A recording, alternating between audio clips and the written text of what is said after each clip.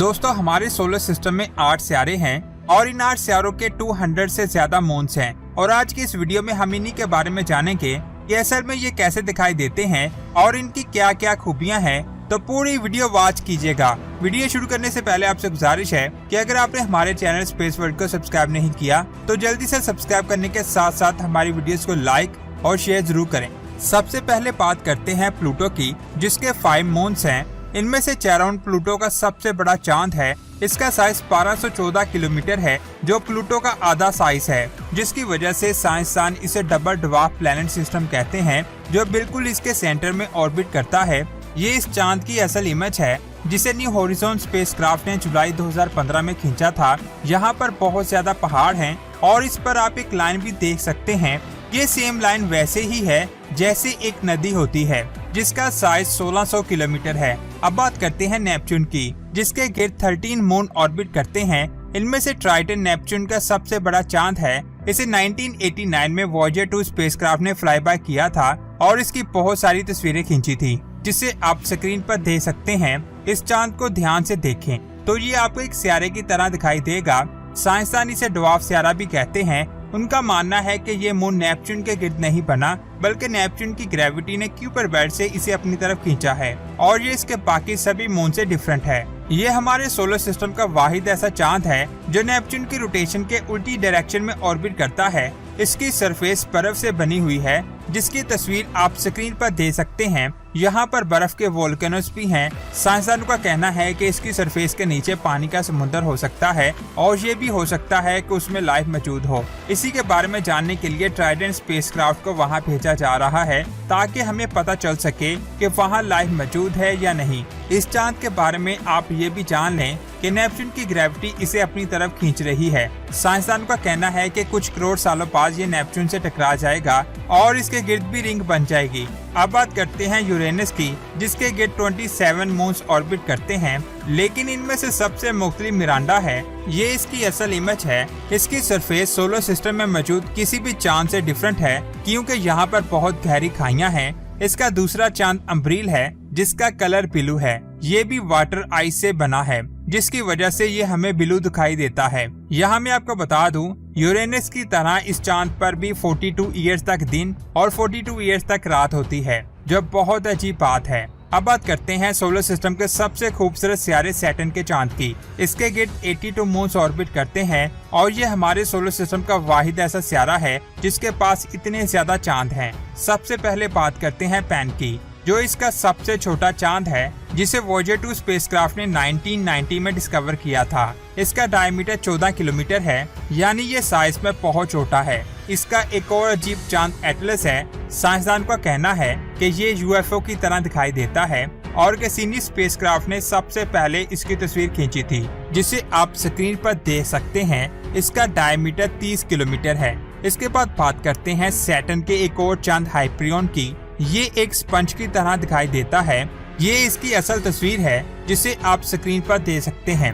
ये 8 से अरबों साल पहले एक धमाके की वजह से बना था। इसके बाद बात करते हैं इस चांद की, जिसका नाम मिमस है। इसको ध्यान से देखें तो ये आपको एक एलियन स्पेस स्टेशन की तरह दिखाई देगा। इसकी ये शेप इस क्रेटर की वजह से है, जिसका डायमीटर 130 किलोमीटर है, जो किसी एस्ट्रॉयड के टकराने की वजह से बना था। इसके बाद बात करते हैं सैटर्न के छठे सबसे बड़े चांद एनसीलेडस की। ये इसकी असल तस्वीर है, जिसमें आपको इसकी सतह से रोशनी बाहर निकलती हुई दिखाई देगी। असल में ये पानी के झरने हैं जो इसकी सरफेस से निकलते हैं। नासा के कैसिनी स्पेसक्राफ्ट ने इसकी स्टडी की और इसे वहां पर आइस पार्टिकल्स, नमक, हाइड्रोजन और ऑर्गेनिक कंपाउंड मिले। यानी ये वो सारी चीजें हैं जो एक लाइफ के लिए बहुत ज्यादा जरूरी होती हैं। साइंसदान का कहना है कि इसकी सतह के नीचे पानी का समुद्र हो सकता है, जिसमें लाइफ भी पॉसिबल हो सकती है। अब बात करते हैं सैटर्न के सबसे बड़े चांद टाइटन की। ये हमारे सोलर सिस्टम का दूसरा सबसे बड़ा चांद है, जिसे अर्थ लाइक मून भी कहा जाता है, क्योंकि इसके पास हमारी जमीन जैसा मोटा एटमॉस्फेयर है और इसके अंदर हमारी जमीन जैसे पहाड़ और समुद्र हैं, लेकिन ये सब मीथेन गैस से बने हैं। इसी की स्टडी करने के लिए कैसिनी स्पेसक्राफ्ट को वहां भेजा गया, जिसने इसकी कई तस्वीरें खींची। ये बिल्कुल हमारी जमीन जैसा दिखाई देता है और इसके अंदर एक लैंडर भी भेजा गया था, जिसके जरिए हमने इसके बारे में बहुत कुछ जाना। अब बात करते हैं हमारे सोलर सिस्टम के सबसे बड़े सितारे जुपिटर की, जिसके पास 79 मून्स हैं। सबसे पहले बात करते हैं गैनीमेड की, जो इसका सबसे बड़ा चांद है। ये मरकरी से भी बड़ा है। इस पर हमारी जमीन के समुंदर से भी बड़ा समुंदर है, यानी ये हमारे सोलर सिस्टम का सबसे बड़ा चांद है।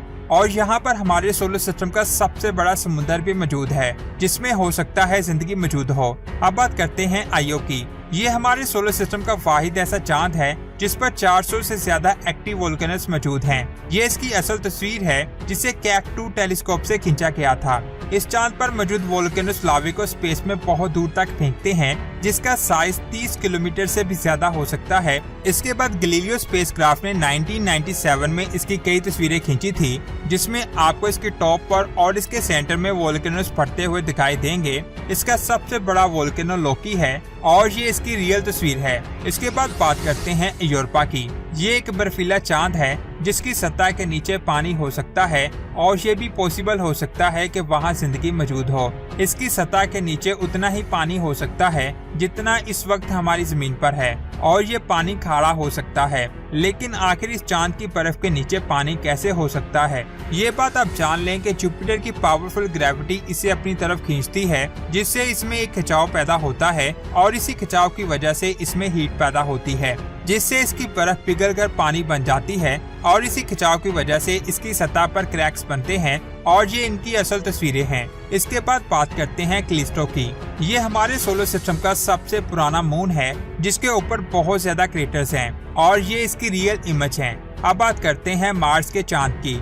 इसके गिर्द 2 चांद ऑर्बिट करते हैं। इसका पहला चांद डिमोस है जिसका डायमीटर 15 किलोमीटर है। ये इसकी रियल तस्वीर है। इसका दूसरा चांद फोबस है जो मार्स का बड़ा चांद है। इसका डायमीटर 27 किलोमीटर है जो एक दिन में 3 बार इसे ऑर्बिट करता है। इसकी सबसे खास बात इसका ये क्रेटर है जिसका डायमीटर 9.7 किलोमीटर है।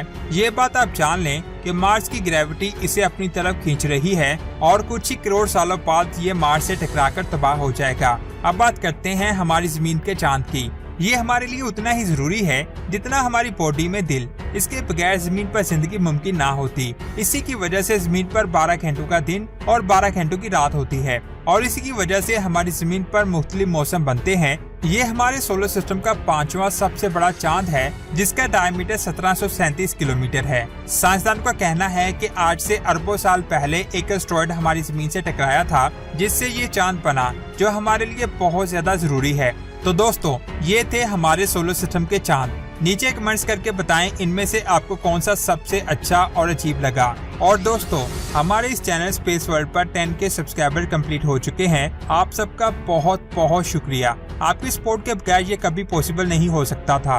अब 1 लाख कंप्लीट करने में भी आपकी सपोर्ट चाहिए और आपका एक बार फिर से बहुत ज्यादा शुक्रिया। और नीचे कमेंट्स करके बताएं कि नेक्स्ट वीडियो किस टॉपिक पर होनी चाहिए। जो भी टॉपिक हमें अच्छा लगेगा हम उस स्पाई के नाम के साथ वो वीडियो बनाएंगे। और ऐसे स्पेस के अमेजिंग वीडियोस को देखने के लिए हमारे चैनल स्पेस वर्ल्ड को सब्सक्राइब करके बेल आइकन को प्रेस करें। अपना बहुत ज्यादा ख्याल रखें। अल्लाह हाफिज।